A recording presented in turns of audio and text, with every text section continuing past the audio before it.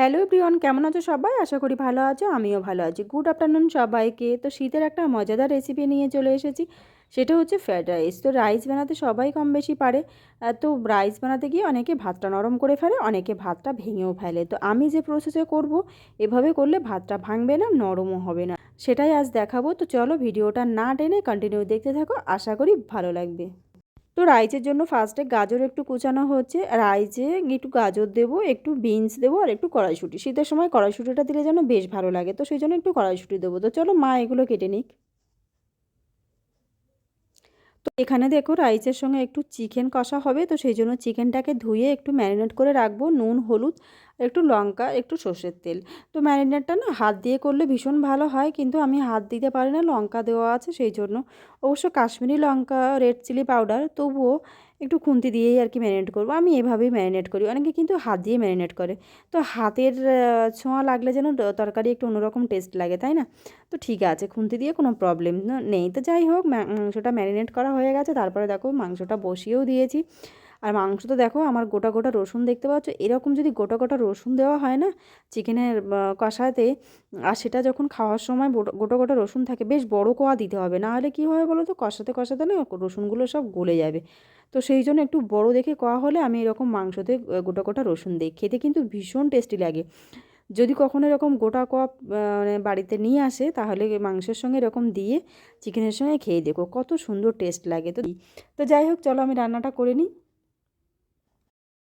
তো এখানে একটা কড়াই বসিয়ে দিয়েছি, কড়াইটা গরম হয়ে গেলে তেল দিয়ে দিলাম, সাদা তেল। এবার দিয়ে দেবো সবজিগুলো একে একে ভেজে নেব। বিনস আছে, কড়াইশুঁটি আছে, এগুলোকে একটু তেলে ভেজে নেব, সেদ্ধ করে তেলে ভেজে নেব। কারণ পুরোপুরি যদি তেলে ভাজতে চাই তখন না এগুলো শুকিয়ে শুকিয়ে যাবে, তখন দেখতে খুব একটা ভালো লাগবে না। ওই জন্য সেদ্ধ করে নিলে ভীষণ ভালো লাগে, দেখতেও কিন্তু অনেক সুন্দর হয়। তো দেখো ওগুলো ভাজা হয়ে গেলে এবার গাজরটা দিয়ে দিচ্ছি, গাজরটাও কিন্তু সেদ্ধ করা। এখানে একটু গাজরটা নেড়ে চেড়ে একটু ভেজে নেব। তো এখানে আমি ভাতটা রেডি করে নিয়েছি। আমি এখানে দেরাদুন রাইস নিয়েছিলাম, চালটাকে আমি আধ ঘন্টার জন্য ভিজিয়ে রেখেছিলাম। আর জল বসিয়ে দিয়েছিলাম, জলটা ফুটে উঠলে চালটা আমি দিয়ে দিয়েছি। আর দিয়েছিলাম ভাতের সঙ্গে কাজু কিশমিশ, একটু গোলাপ জল, কেওড়া জল। আর মানে ভাতটা ফুটে উঠলে হাফ পাতিলেবুর রস। পাতিলেবুর রস দিলে কী হবে, ভাতটা ঝুরঝুরে হবে, ভাতটা একটুও নরম হবে না, তার জন্য পাতিলেবুর রস দেবো। এবার দেখো ভাতটা হয়ে গেছে। এবার আমি লেয়ার দেবো, ঠিক বিরিয়ানির মতো করেই রাইসটা করব। এখানে গাজর, বিনস, কড়াইশুঁটি দিয়ে দিয়েছি। আর এখানে দিয়ে দিচ্ছি একটু ডিমের ভুজিয়া। ডিমের ভুজিয়াটা অপশনাল, দিলেও দিতে পারো, নাও দিতে পারো। তো মা যেহেতু মাংস খায় না, সেজন্য মার জন্যই আর কি ডিমটা দেওয়া। আর এখানে দিয়ে দিলাম একটু ঘি। তো ভাতটা দেখো এইভাবে নাড়িয়ে আমি নিচেরটা উপরে তুলে নেবো, আর উপরেরটা নিচে নামিয়ে দেবো। তো এবার বাকি যে সবজিগুলো আছে সেগুলো এখানে দিয়ে দেবো। ভাতটা দেখো গরম, আর এই গরম অবস্থায় ভাতটা হয়ে গেলে আমি চিনিটা দিয়ে দেবো। চিনিটা দিলে কী হবে, চিনিটা গলতে একটু সময় লাগবে, তো সেই জন্য চিনিটা আমি আগেই দিয়ে দিয়েছি, চিনিটা আমি স্কিপ করে গেছি।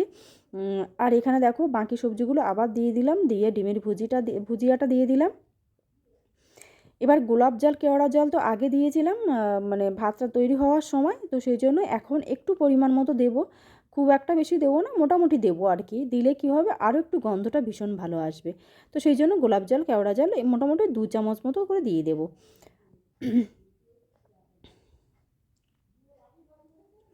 এইভাবে রাইস করলে না রাইসটা তো একটুও ভাঙবে না, গোটা গোটা ভাত থাকবে। তো আমি সবসময় কিন্তু এভাবেই রাইসটা বানাই, যাতে ভাতটা না ভাঙে। এখানে দেখো একটু নুন দিয়ে দিলাম। নুন চিনি তো অবশ্যই দিতে হবে, না হলে তো ঠিক হবে না।